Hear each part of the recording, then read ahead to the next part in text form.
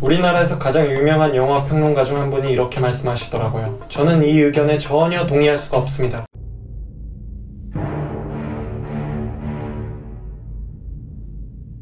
1부에서는 줄거리와 명장면에 대해 이야기해봤고요. 2부에서는 이 영화를 좀 더 심층적으로 다뤄보려고 해요. 먼저 영화의 캐릭터에 대한 분석을 해보겠습니다. 주인공 다니엘 플레인뷰에 대한 이야기부터 우선 나눠보죠. 정말 많은 사람들의 리뷰에서 주인공 다니엘 플레인뷰에 대해 굉장히 부정적인 평가를 내리는 것을 보고 좀 놀랐어요. 어쨌든 저는 여기서 또 한 번 같은 영화를 정말 다 다른 시선으로 보고 있구나 하고 흥미로웠습니다. 하지만 제가 봤을 때 좀 과하다고 생각이 드는 몇몇 좀 지나치게 부정적이면서 현학적인 일부 평론들을 보다 보면 그저 자신의 어떠한 지적 허영을 채우기 위한 허세가 아닌가라는 생각이 들면서 좀 거부감이 들더라고요. 물론 그들도 제 리뷰를 봤을 때 마음에 들지 않겠죠. 어쨌든 그런 몇몇 리뷰들은 영화 속에서 디테일하게 묘사되고 있는 인물들의 대화 내용이나 감정 표현들은 주의 깊게 듣지도 않고 보지도 않은 채 이 영화가 내포하고 있는 어떠한 인문학적 의미 해석에만 지나치게 치우친 것이 아닌가 하는 게 제 생각입니다. 제가 봤을 때 주인공 다니엘 플레인뷰를 그렇게 부정적으로만 보기엔 어렵고 입체적인 인물이라고 생각합니다. 훌륭한 연출과 역대급 연기력이 합쳐져 아주 디테일한 인물 묘사가 매력적인 영화인데 그렇게 단편적으로만 보기에는 아깝지 않습니까? 그래서 영화에서 우리에게 보여주고 있는 장면들 자체를 근거로 해서 이 인물이 어떤 사람인지 우리가 모두 같은 장면을 봤지만 저의 시각에서 한번 분석해보려고 합니다.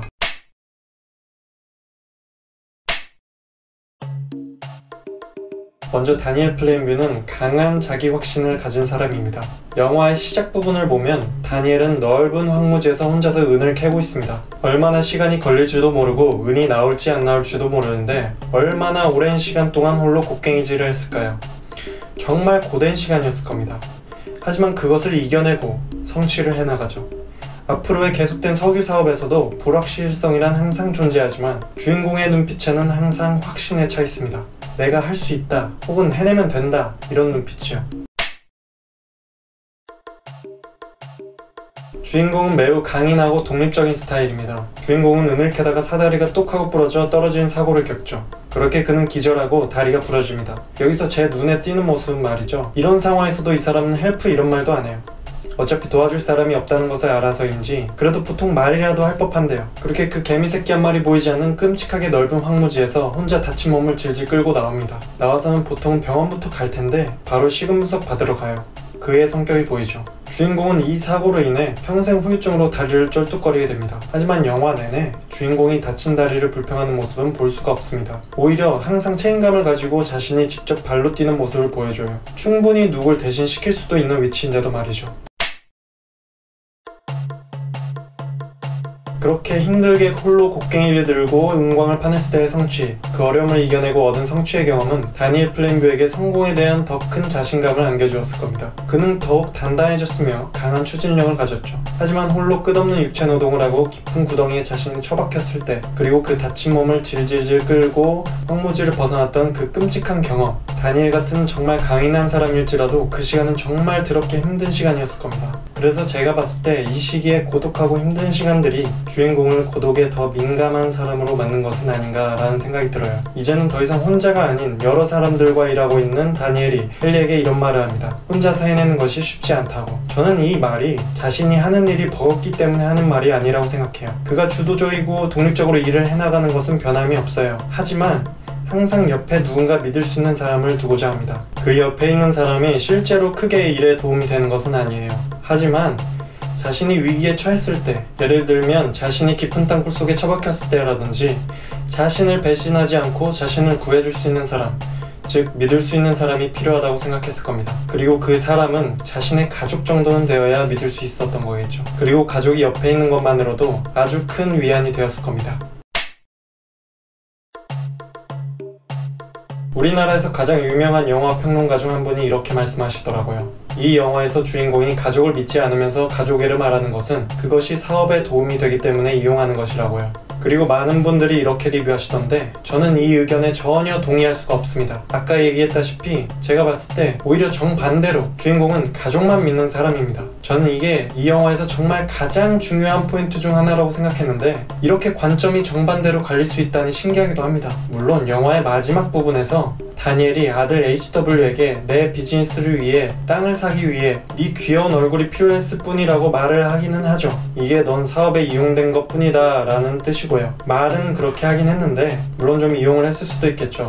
비즈니스맨으로서 호감적인 이미지를 가져가는 것이 좋을 테니까요. 하지만 제가 봤을 때 그가 자신을 소개하며 언급하는 가족에는 결코 거짓이 아니며 꾸며낸 이미지도 아닙니다. 아니 솔직하게 말해서 그게 뭐 사업에 얼마나 도움이 된다고 철저하게 그걸 이용해 먹는다고 평가하는지 전 좀 이해가 안 갑니다. 그리고 자기소개하는데 자신의 장점이나 긍정적인 면을 소개하면서 다가가는 것이 당연한 거 아닙니까? 이용했다고 해도 그 정도뿐이에요. 제가 봤을 때 그의 사업적 성취는 오직 다니엘 자신의 노력과 능력에서 온 겁니다. 그리고 항상 좋은 조건을 제시하죠. 무슨 가족애를 아들 얼굴을 팔아서 사업을 키운 것이 아니라요. 저는 다니엘이 아들에게 넌 사업에 이용되었을 뿐이라는 뜻의 말을 한 것은 그 말 그대로 진심으로서 이해할 수는 없고 그가 매우 화가 났기 때문에 한 말일 뿐이라고 이해했습니다. 제가 봤을 때 그는 정말 아들을 사랑했고 그 작고 어린 아들을 이미 자신의 동업자 혹은 후계자라고 생각했습니다. 그 아들을 그저 사업할 때 옆에 세워놓고 철저하게 그의 이미지만 이용할 목적이었다면 굳이 그 어린 아들에게 앞으로의 사업 계획을 설명해주며 사업적인 중요한 이야기를 나눌 때 같이 듣게 하고 일하는 현장을 보여주고 또 배우게 했을까요? 그냥 내 옆에서 표정 관리 잘해라 라고 하면 그만이죠. 그리고 실제로 그 부자지간의 마지막 대화 중에서 HW가 이런 대사를 합니다. 아버지 덕분에 이 일이 좋아졌다고요. 다니엘이 HW를 어떻게 키웠는지 알 수 있는 부분이죠. 그리고 다니엘은 HW가 멕시코로 떠나 자신만의 회사를 차리는 것에 분노합니다. 왜 그러겠어요? 아들을 진정한 동업자라고 생각했기 때문이죠. 아니었으면 그렇게 배신감을 느끼고 분노를 느낄 필요도 없을 거예요. 다니엘은 이렇게까지 되면 우리 부자지간 관계는 정말 끝이구나, 정말 올 것이 왔구나 라고 생각했을 거예요. 근데 저도 처음에는 다니엘이 좀 과민 반응을 하는 것이 아닌가 라고 느끼긴 했어요. 하지만 상상을 한번 해보자고요. 내가 사장입니다. 회사를 열심히 키워냈고 자신의 평생 동업자이자 후계자라고 생각했던 아들이 사이가 안 좋아져서 몇 년 동안 콧배기도 안 보이다가 결혼 같은 중요한 가족 행사에 자신도 안 부르고 이제는 자기 아내랑 다른 나라로 떠난대요. 멕시코로 떠난대요. 이때가 20세기 초반인데 뭐 거의 평생 안 보겠다는 거죠. 그리고 지금 내 회사가 멀쩡히 있는데 굳이 같은 석유업계에서 자신의 회사를 따로 차리겠다는 통보를 해요. 부자지간 싸워서 회사도 따로 차리고 아예 갈라섰다고 업계에 안 좋은 소문이란 소문은 다 나겠죠. 안 나겠어요? 지금 사이가 좋아도 좀 그런데 이 같은 상황에서 이런 말들은 실질적으로 거의 뭐 이제 완전히 연 끊고 살겠다, 더 이상 우리 사이 회복은 기대하지 마라, 뭐 이렇게 들리지 않겠어요? 저라도 배신감이 장난이 아닐 것 같아요. 제가 봤을 때 다니엘에게는 그 어떤 것보다 가족이 필요했습니다. HW는 피는 안 섞였지만 자신이 가슴으로나 사랑으로 키운 아들이자 유일한 가족이었어요. 그 아들마저 자신을 떠났을 때 다니엘은 과연 어떤 심정이었을까요? 아마 그가 느낄 수 있는 가장 큰 상실감과 슬픔, 후회, 그리고 배신감, 분노를 느꼈을 거라고 생각해요.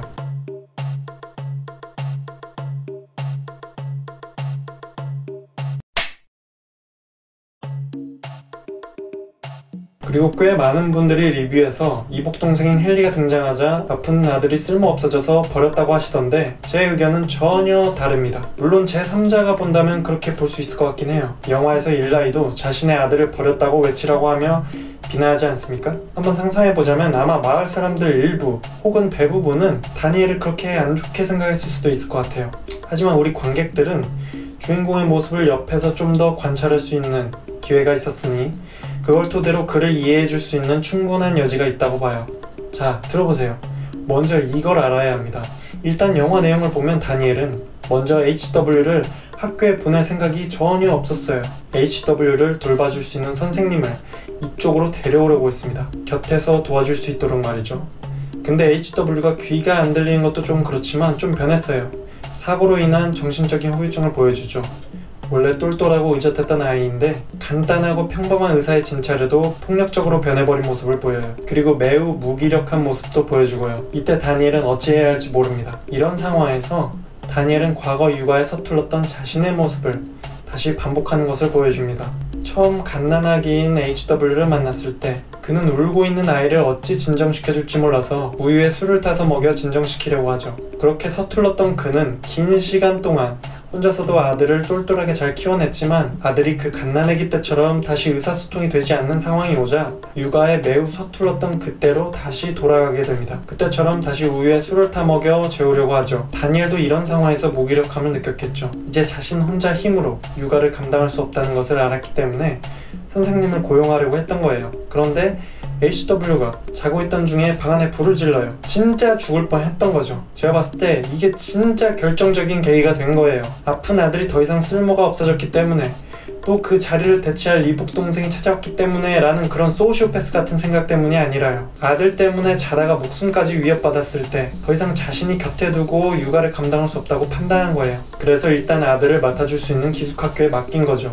아니, 그리고 어디 고아원에 맡긴 것도 아니고 특수교육학교에 맡긴 게 애를 버렸다고까지 할 수 있습니까? 물론 사람에 따라서는 그래도 심했다, 애를 맡기지 말고 곁에 두고 키웠어야지 라고 말할 수는 있을 것 같아요. 관객은 친아들이 아니라는 사실을 알고 보기 때문에 더욱 안 좋게 볼 수 있다는 것, 그것도 이해가 가요. 근데 아무리 그래도 그렇게 소시오패스처럼 보기는 좀, 정말 자신이 대신 이용해 먹을 동생이 하나 생겨서 정말 아들을 버린 거라고 해봅시다. 그런 소시오패스에다가 가족애도 없는 사람이라면, 정말 가족을 이용할 뿐이라면, 그럼 다니엘은 그렇게 극도로 분노하며 가짜 헨리를 죽여버릴 필요도 없을 뿐더러 얼굴도 못 보고 죽은 자신의 동생의 일기장을 보면 왜 눈물을 흘리며 고통스러워하겠습니까? 아니, 살인했다가 걸리면 어쩌려고? 뭐하러 죽여요? 그냥 가짜 동생에게는 계속 내 동생인 척 해라 라고 하면 되고, 그리고 애초에 진짜 동생인지 아닌지 그 진실이 궁금할 필요도 별로 없어요. 안 그래요? 오해입니다, 오해. 다니엘 플레인뷰시는 가족이 필요했다니까요. 다니엘에게 가장 중요했던 건 가족이었습니다. 사람들이 자주 하는 말이 있죠. 야, 가족은 건드리지 마.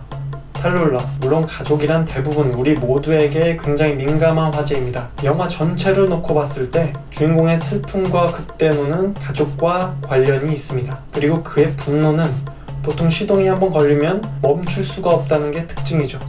그가 분노했을 때를 살펴볼까요? 먼저 다니엘이 돈 받으러 온 일라이를 콤보를 넣으며 때릴 때는 자신의 아들이 크게 다쳤을 때였고, 그리고 다니엘이 스탠다드사의 대표로 나온 사람에게 너 죽여버리겠다며 엄포를 넣고 판을 엎어버린 그 이유는 돈 많이 줄 테니까 우리한테 다 팔고 일은 쉬라면서 그를 사업가로서 무시했기 때문이 아니고, 그 진짜 이유는 굳이 아픈 아들을 3번이나 들먹이며 그를 개빡치게 만들었기 때문입니다. 한참 뒤에 식당에서 그 둘이 마주쳤을 때, 안 그래도 꼴보기 싫은데 귀가 안 들리는 자신의 아들에게 인사한다며 크게 말하는 것이 다니엘은 굉장히 거슬렸고, 이때 시동 걸렸죠.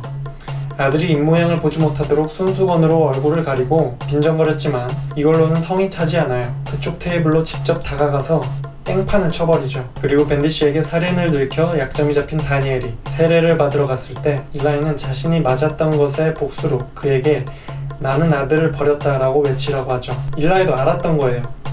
그렇게 하면 다니엘이 개빡칠 거라는 걸. 다니엘은 살인죄로 감옥에 갈 수도 없고 자신의 사업을 망칠 수도 없으니 굉장히 치욕스럽지만 꾹 참고 외치죠. 그의 외침에는 폭발하는 분노가 담겨 있습니다.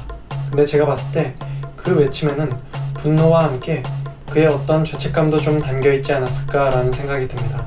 그리고 주인공은 영화에서 2번의 살인을 하게 되는데, 첫 번째는 헨리가 알고 보니 자신의 이복 동생을 사칭한 가짜 헨리임을 알았을 때이죠. 이때 다니엘이 사람이 죽일 만큼 화가 났던 이유는 과연 무엇이었을까요? 진짜 내 동생이라고 믿고 곁에 두고 마음을 줬는데 라는 배신감? 전혀 혹시 진짜 헨리를 이 새끼가 죽인 것은 아닐까? 라는 의심도 들었어요.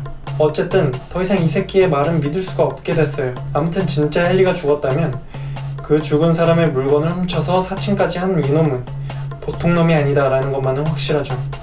그리고 저는 궁금하더라고요. 진짜 헨리가 죽지 않고 어딘가에 살아있다면? 그리고 이 새끼가 진짜 헨리의 물건을 훔쳤거나 잃어버린 물건을 주었다 이랬어도 총으로 쏴 죽였을까? 과연 어떤 심정이었을까요? 두 번째 살인은 영화의 마지막 장면에서 펼쳐지죠. 아들이 자신의 곁을 떠났을 때입니다. 아들 HW에게 너는 내 친아들이 아니다 라고 말했을 때, 그때 다니엘은 자신의 이성의 끈이 끊어지는 느낌과 함께 자신과 아들 사이를 단단하게 잇고 있던 어떤 끈이 싹둑 잘려버린 느낌이었을 겁니다.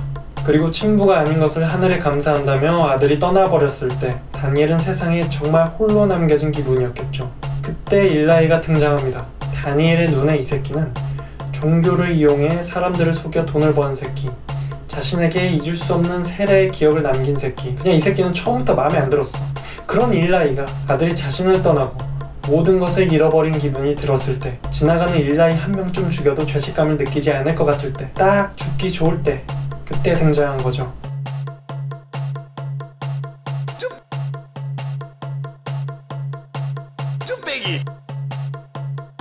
그리고 다니엘은 영화에서 총 2번 눈물을 보입니다. 처음 눈물은 항상 강인한 모습만 보였던 사람이지만 아들을 기차에 태워 농아학교에 보낼 때 아들 앞에서 눈물을 흘리죠. 사랑하는 아들을 멀리 떠나보낸 것이 마음이 아프고 또 미안하고 아픈 아들이 너무 불쌍했겠죠. 기차 밖에 나와서는 안간힘을 쓰며 눈물을 꾹 참는 모습입니다. 두 번째는 죽은 동생의 일기장을 읽어보았을 때입니다. 정말 고통스러워하죠. 돈이 없어서 형을 찾아가지도 못하고 보고 싶어 했던 자신의 형의 얼굴도 못 보고 아직 젊은 나이에 병에 걸려 죽은 동생, 그 동생이 남긴 일기를 읽었을 때 다니엘의 가슴 정말 찢어질 듯 아팠을 겁니다. 다니엘은 스스로도 자신이 욕심이 많은 사람이라고 말합니다. 질투가 많고 승부욕이 강하다고요. 욕심이 많은 것은 맞아요. 하지만 다니엘은 쿨거래 선호자입니다.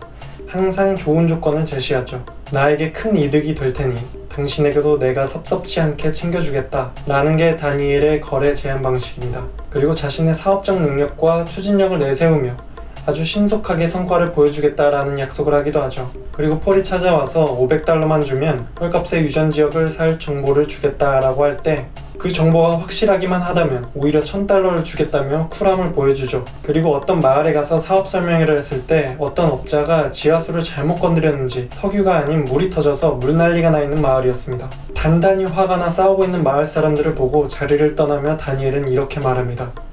공짜로 여기 땅을 빌려줘도 나는 여기서 사업을 하지 않겠다고요. 다니엘은 욕심이 많은 사람이지만 돈을 벌기 위해서 굳이 사람들과 싸우면서까지 피곤하게 일을 할 사람은 아님을 보여줍니다. 이런 분위기에서 일을 하는 건 쿨하지 못하니까요. 그리고 땅들을 매입할 때 윌리엄 밴디시가 한번 만나고 싶다고 했을 때 땅값을 올려 팔려는 수작인 줄 알고 다니엘은 무시해버리죠. 피곤하게 그런 협상을 하는 것은 쿨하지 못하니까요. 그리고 자신이 투자하려는 리틀 보스턴의 얼굴을 알고 있는 동종업계 경쟁자가 찾아와 기차역에서 마주쳤을 때 다니엘은 여기는 내가 봐뒀으니 동부로 가라고 합니다. 딴 사람이 동부를 먹는 것보다는 당신이 나을 거라고요. 아는 사람과 경쟁하는 건 쿨하지 못하잖아요. 나는 여기 서쪽 먹을 테니까 동쪽 먹으세요. 서로 건드리지 말기, 오케이? 이런 거죠. 그리고 폴에게도 만약 자신을 속였다면 반드시 너를 찾아내서 더 큰 대가를 치르게 하겠다고 하죠.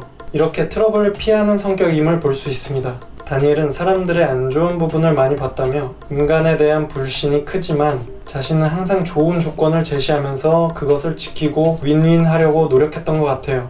리틀 보스턴의 가난한 마을 사람들에게 필요한 복지들을 말하고 행사를 통해 마을 사람들을 챙기는 모습도 보여주죠. 이런 다니엘은 사기치는 사람을 극도로 싫어합니다. 다니엘이 이 영화에서 지키지 않은 게 2개가 있는데 하나는 일라이에게 기공식 행사에서 기도를 하게 해준다고 했던 건데 그건 일라이가 너무 싸가지 없이 말해서 무시한 것 같고 일라이가 원했던 교회로 이어지는 새 도로는 그래도 약속대로 만들어줬었죠. 그리고 다른 하나는 그놈의 $5000를 끝까지 안 줬다는 건데 여기서 의문이 들죠. 왜 끝까지 안 줬을까요? 제가 봤을 때 그 첫 번째 이유는 일라이가 관절염 퇴치주하는 것을 보고 다니엘은 엄청난 역겨움을 느꼈을 거예요. 순진한 교인들을 등쳐먹는 미친 사기꾼 새끼라고 생각했고 이런 사기꾼 새끼한테 줄 돈은 없다고 생각했을 수도 있죠. 이런 사기꾼 새끼가 잘 먹고 잘 사는 건 쿨하지 못하잖아요. 그리고 자신의 직원이 사고를 당해 장례식 기도를 부탁했을 때 딱 말하는 꼬라지를 보고 더 감정은 안 좋아졌을 거고 자신의 아들도 사고로 다쳤을 때 그의 감정은 폭발하여 $5000 대신 뺨을 때리는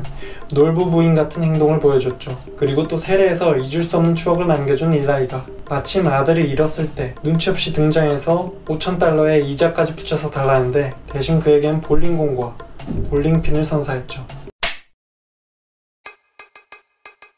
많은 사람들의 리뷰에서 다니엘을 냉혈한이라 평가하지만 저는 반대로 지금 이 세상을 살고 있는 사람들의 평균을 측정할 수 있다면 그 평균보다 더 마음이 따뜻하고 인간미가 있는 사람이라고 생각합니다. 그는 죽은 동료의 아이를 고아원에 맡기지 않고 자신의 아들로 삼았고 아들이 친아들이 아니라는 사실을 평생 자신의 가슴속에 묻고 아무에게도 이야기하지 않았습니다. 그는 정말 친아들처럼 생각했고 사랑했습니다. 이렇게 할 수 있는 사람이 얼마나 있을까요? 근데 정작 마지막에 그 사실을 자신의 아들에게 직접 이야기했으니 다니엘의 마지막 대사 I'm finished는 일라이를 죽이고 내뱉은 것도 있겠지만 바로 이때 이미 속으로 그렇게 생각했지 않았을까 해요. 다니엘은 확실히 한성가하는 사람이지만 반면 이렇게 동정심을 가지고 있고 사려 깊은 모습을 많이 보여줍니다. 사람들은 다니엘이 돈에 눈이 멀었다 하지만 처음 썬데이 집안의 목장에 방문했을 때 이곳이 척박해 농사를 잘 지을 수 없어 빵도 못 먹는 가난한 모습을 주의 깊게 보고 먹고 사는 것과 교육시설 같은 복지를 이야기하며 좋은 마을을 함께 만들어보자고 말합니다. 그리고 갈 곳 없는 이복 동생을 거두어주기도 하고요. 그리고 자신의 아버지 에이블에게 학대받고 있는 썬데이 집안의 딸 메리를 지켜주기도 하죠.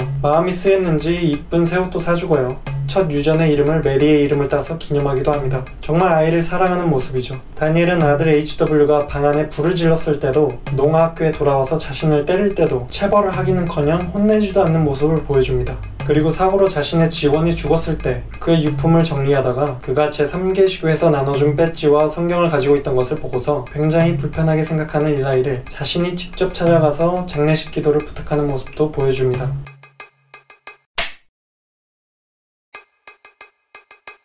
주인공 다니엘 그가 미국의 자본주의를 상징하고 있으며 지나친 돈에 대한 탐욕 때문에 파멸했다고 많은 분들이 리뷰하시던데 과연 썬데이 집안과 엮이지 않았다면, 가짜 헨리가 나타나지 않았다면, 아들이 아프지 않았다면, 애초에 입양하지 않았더라면 다니엘이 그렇게 살인을 저지르고 파멸한 사람처럼 보였을까? 저는 아니라고 생각합니다. 그의 삶이 좀 많이 꼬인 부분이 있고 재수가 없었다고 생각해요. 제가 봤을 때 그는 나쁜 짓을 해서라도 성공하고 싶었던 사람이 전혀 아니고 오히려 사람들과 트러블 없이 그냥 잘 살고 싶었던 사람이라고 봐요. 물론 모든 사람들이 같은 상황에서 살인까지 하는 것은 아니겠죠. 그런데 그의 삶이 그렇게 꼬이지만 않았다면 멀쩡하게 가끔 남 좋은 일도 하면서 잘 살고 했을 확률이 높지 않나 라고 생각해요.